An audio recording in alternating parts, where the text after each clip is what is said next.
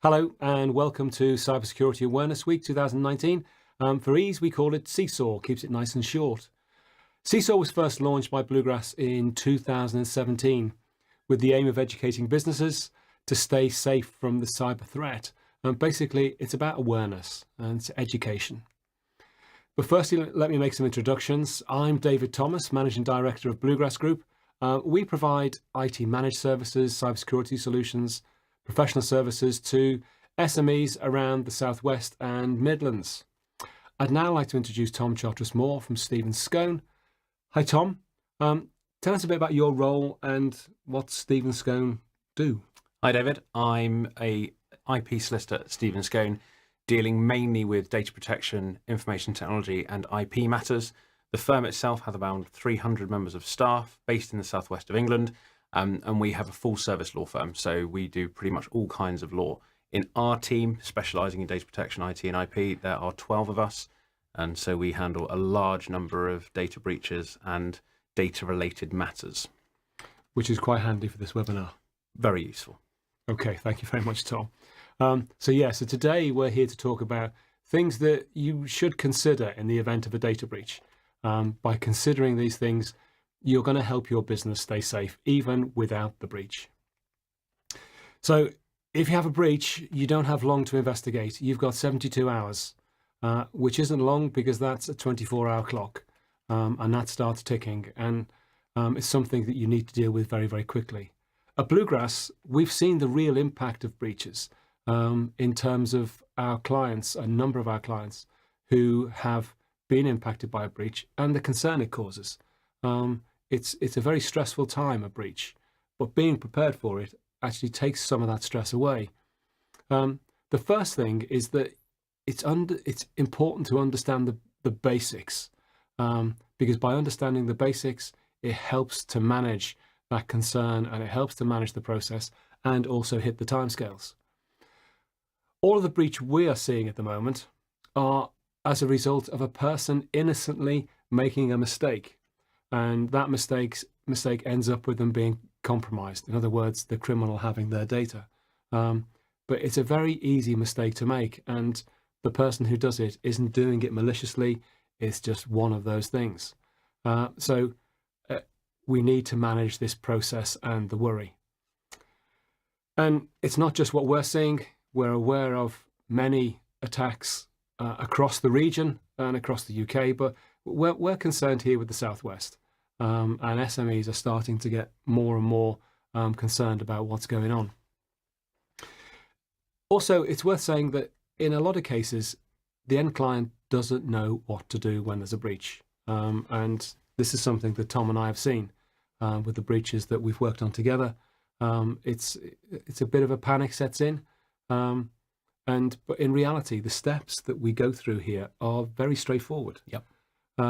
It's applying common sense and actually following the steps and not deviating from them. So Tom, in your role, I guess you're seeing many breaches at the moment. We have seen a huge number of breaches since the introduction of the General Data Protection Regulation at the end of May last year. We're seeing more and more complicated attacks. So whilst you mentioned human error as a good source, a bad source of breaches, quite often they are in part because of a failure of what we like to call the T&Os, which are the technological and organizational measures a business should be taking to prevent access to its systems by a third party. So whilst you can look at human error as a huge cause of breaches, probably 80 to 90% of breaches that we're seeing are human error based, where the human error is being repeated, it's because there is a failure at the T&O level. Yeah. So there's a big spectrum of breaches and a huge number of breaches taking place. So we'll talk about this, but basically one breach, okay, it's not fine, but one breach happens. But if the organization isn't remedying the cause of that breach, and it goes on and on, that's a bad situation to be in. You can't claim that it's human error when it's happened the third time round. No.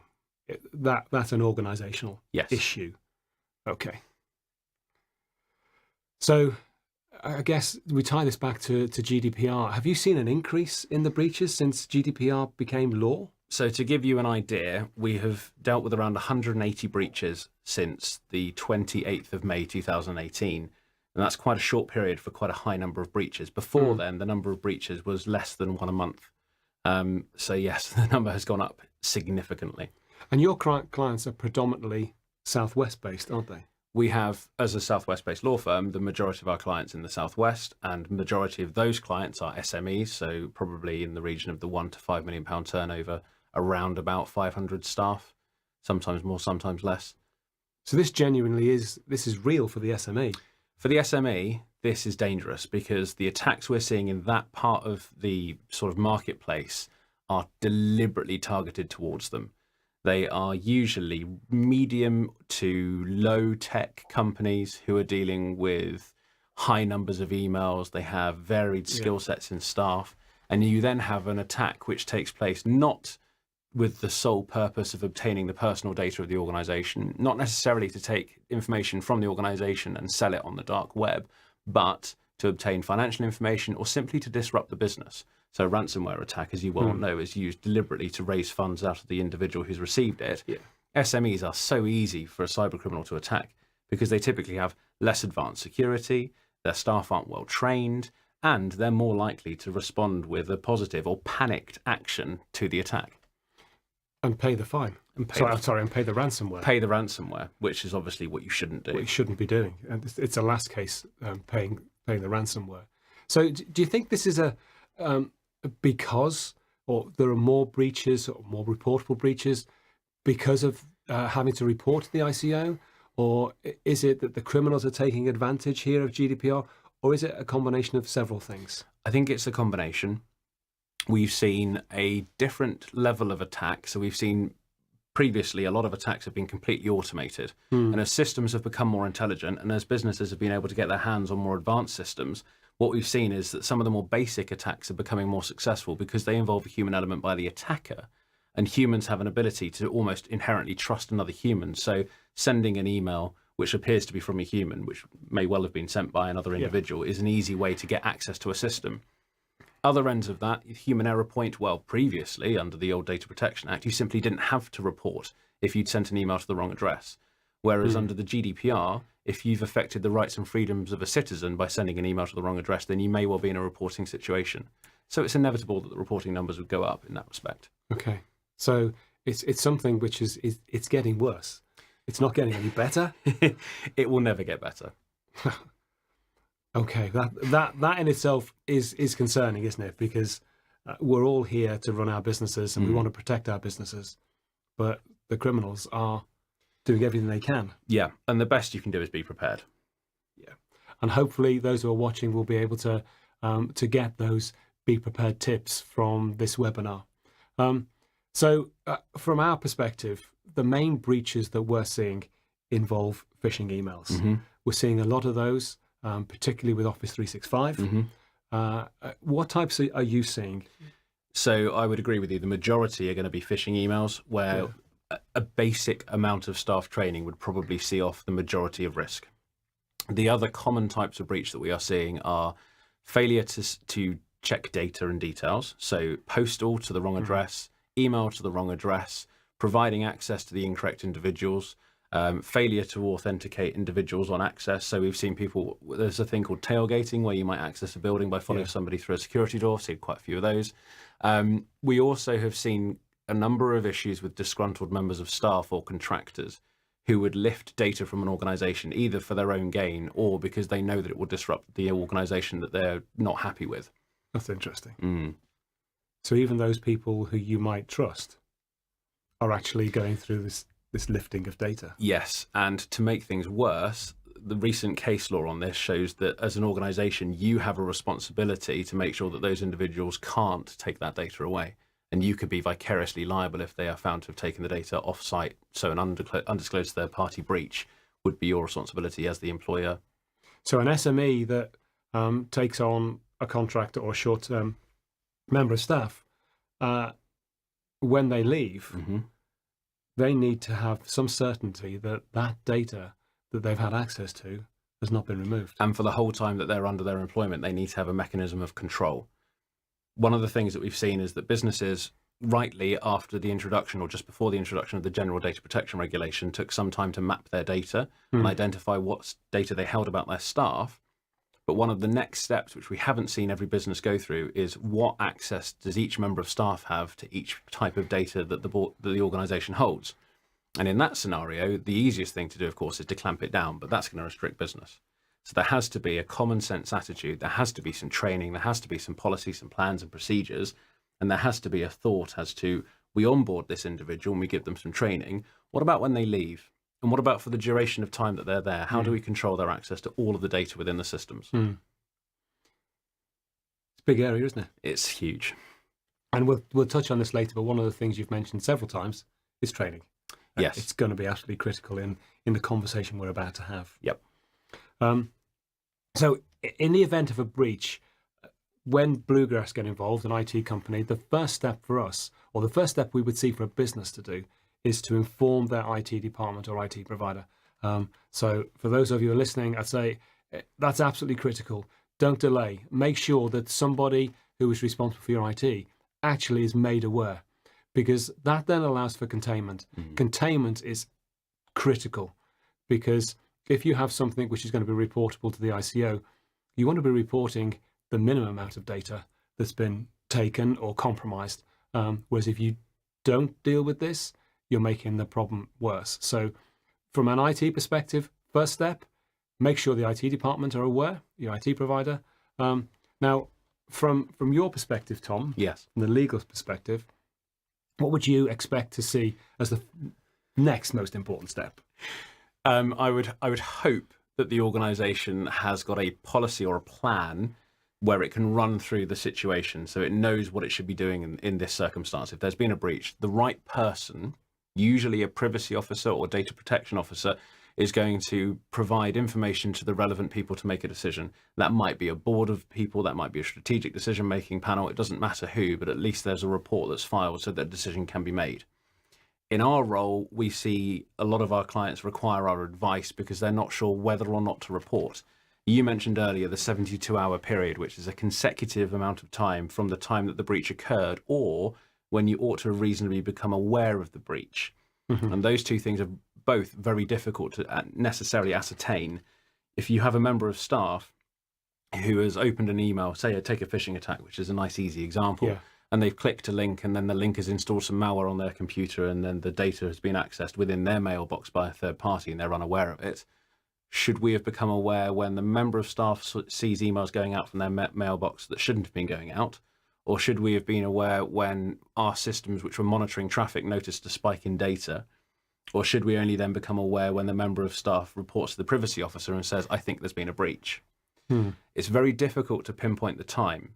So one of the first things to do is to begin, along with trying to mitigate that risk, as you rightly point out, that's absolutely necessary, is to also gather as much information about the nature of this breach as possible, compile it in one location, anonymize any personal data within that report, because that may be revealed to the Information Commissioner's Office or a third party. Can I just stop you there? Yep. That's quite important. Yep. So we're saying that any information we're providing in a report, whether that maybe that's to the solicitors or to the ICO, Yep. we have to anonymize those records. If you don't anonymize them, you can never disclose that report because it will contain personal data. Okay. That's really important, but it's not an obvious thing, is it? No, and we've seen a couple of businesses tripped up by that, where they, within their report, have contained the details of the individual who's been subject to the breach or the person who may have accidentally caused the breach. And in reporting that information, not necessarily to the Information Commissioner's Office, but by producing it in a public document which is accessible for investigation by people, they have then committed a secondary breach. And that's so simple, but we don't necessarily think about No, that. it's one of those things you don't know until you know. Yeah.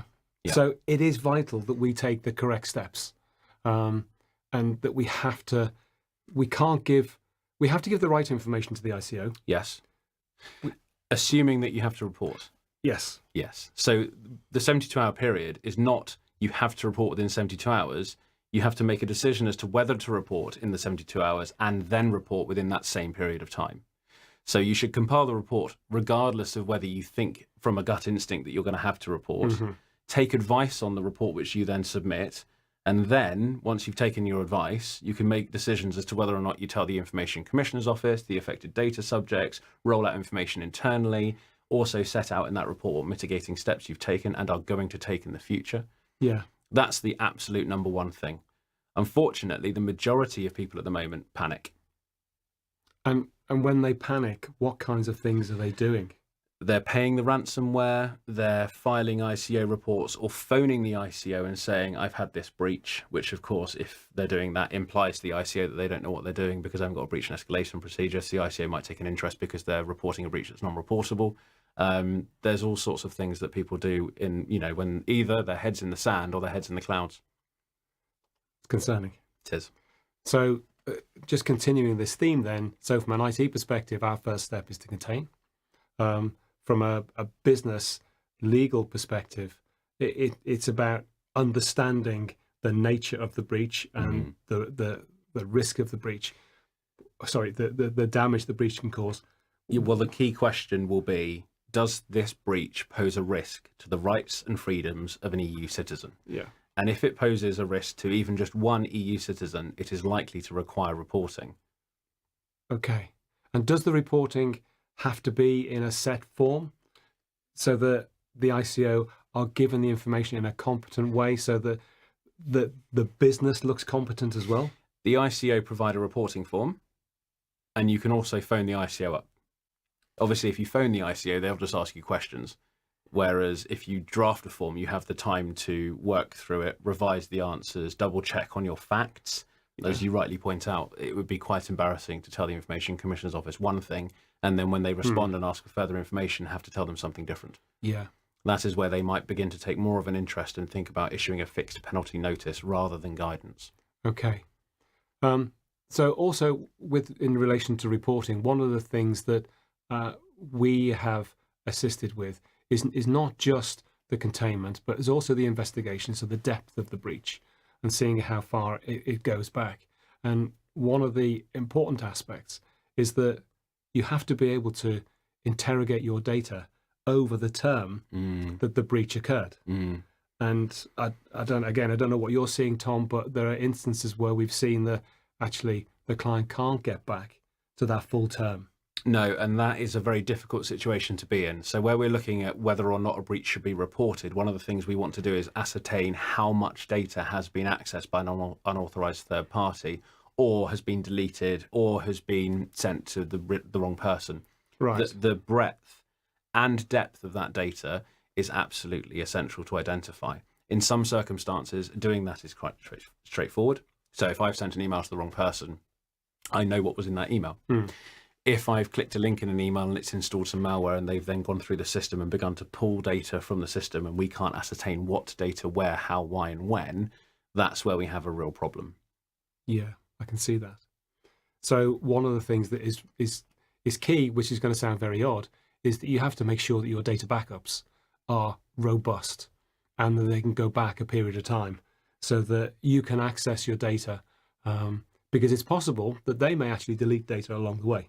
Oh, yes, certainly. And the Information Commissioner's Office will ask you, did this breach affect the operability of your business? And if you have no backup, you're going to have to say yes. And if you have an operability issue, they're going to pay more interest in you, because it goes back to showing that you don't have the T&Os in place, those technological and organizational measures which are pertinent to the security of data. So basically, you've not treated the security of your data. You've not thought about it in the manner in which you should for the organization Exactly. you are. Also a part of this as well, I'm guessing, is that what the ICO need to see if it's reportable, and also the business should consider, are how do we stop this from happening again? Yes, so the as we said at the beginning, if you've got human error once, maybe twice, but 3 times, lightning isn't going to strike that many times. And so you have to show that you've taken some action to prevent that same or similar breach from taking place again. Yeah. And one of the things that we would recommend from an IT perspective is that for emails, you should have multi-factor authentication. If you have Office 365, that's there and it's there for you for free. So it's remiss not to turn it on. And I'm guessing it's one of those questions the ICO may say, this is a 365 breach. Do you not have MFA? They ask standard questions every time. And if they don't ask it upon initial inquiry, they will certainly ask it when they come back in a response to the report. and they will always ask to see evidence of multi-factor authentication, staff training and awareness, whether or not there have been any further controls applied to the security of the data. They'll take into account the type of data that's been breached. And if you fall within a special category data breach, they're going to pay even more interest into what your technological and organizational measures are. And they'll also be asking about where your data is stored. So the simple answer there is get your ducks in a row before you have a breach. Yeah. Which is difficult because you don't know when you're going to have a breach. Or what type of breach you're going to have. So actually, just thinking this through now, the steps are not complex.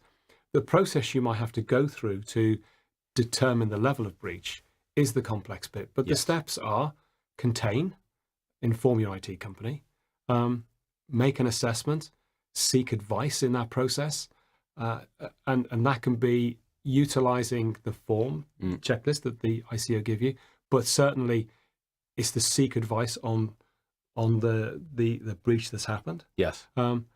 Identify the depth of what has happened and what's been taken.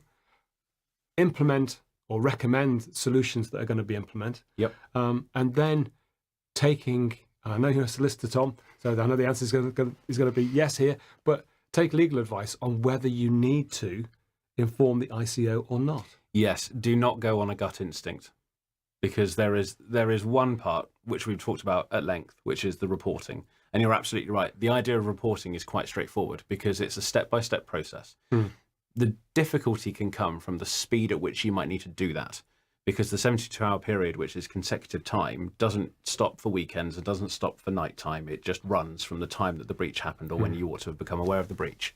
So there is a bit of pressure there. What happens after reporting can be worse than not reporting. Reason? Well, if you've reported a breach and you shouldn't have reported it, the Information Commissioner's Office are going to take a large amount of interest in why you've bothered to report it. Yeah. If you fail to report a breach which you should have reported and somebody else then reports you because they're an affected data subject, the ICO are going to take a huge amount of interest into why you didn't report it. Yeah. There is a very thin line that you want to run down. So yes, you have to take advice. You also have to consider all the outcomes of reporting the breach. You should be doing that whilst you're compiling your report on the breach. Who else are you going to tell about this breach? How are you going to tell them? What information do you disclose to who? And to what level do you compile your report internally? And then who else do you rely on to get that information out to either the affected data subjects, which might be staff, they could be consultative people who are working inside your organization, or they could be the members of the public at large. And internally, do you inform other parties such as your insurers? I mean, the answer to that is obviously going to be yes from my point of view, but there's so many things you'll have to consider, which you should begin to think about at the point of compiling the report and then complete post-reporting the breach if you need to report it. And that's critical, not just for doing the right things, but for protecting your reputation as well, isn't it? That's the net danger, which is the ICO may well issue a fine. If you have a breach which is so significant that it requires reporting and the Information Commissioner's Office investigate it, at the moment we're seeing the majority of reports from the ICO will say, we're not going to issue a fixed penalty notice at this time. We're going to recommend that you take the following actions. And they'll issue some guidance and they'll provide some quite stern wording, but ultimately there's no financial loss from the ICO. More likely, because the ICO will ask you to tell the data subjects who are affected, or they will have expected you to already have done so, you run the risk of reputational damage. If that message isn't handled properly, and I can think of some national as well as regional organisations who fail to handle that message properly, all the legal advice and IT advice in the world isn't going to help you at that point. No, it's not. No. It needs to be considered, thought out, and the whole of that stems from the very beginning, which is have a plan, have a procedure, don't panic. If anything, have a drill. That's a very good suggestion. Worthwhile. Yeah. And the final element here is any recommendations which are coming out of your breach investigation, you have to implement. And you have to evidence. But if you don't implement them, and you have another breach that, in fact, you have previously reported to the ICO, that's trouble. The ICO keep all breach reports indefinitely at the moment. So they will pull your file, they will see what they've asked you to do in the past, and if you haven't done it, they are not going to be happy. Okay, so final step then is make sure you implement what you've said you're going to. Absolutely. That's great. Thank you very much, Tom. Thank you. So just to summarize, I suggest your first step from this webinar is to define your procedure for breaches. So make sure you understand what it is you need to do. And as part of that, you should really have key contact name and numbers. And I would suggest there are just 3 here, particularly your IT provider, could be your IT department, but make sure you know how to contact them in an emergency, because you may not spot this. And if you're during work hours, it could be out of hours you spot the breach. Clock's ticking from then. So make sure you know how to get hold of your provider. Also have contact details for your solicitor, because again, you're going to need their assistance. If it happens on a Friday night at 7 o'clock, the weekend counts as part of your 72 hours. Yep. And finally, you might want to consider using a specialist organization. In the Southwest, there's an organization called Newbright, who are specialists in data protection and cybersecurity, and they can very simply and easily guide you through the process. So if you have any questions at all on data breach or need any advice, our details will be shown at the end of the webinar. Thank you for watching. Please safeguard your data and keep safe.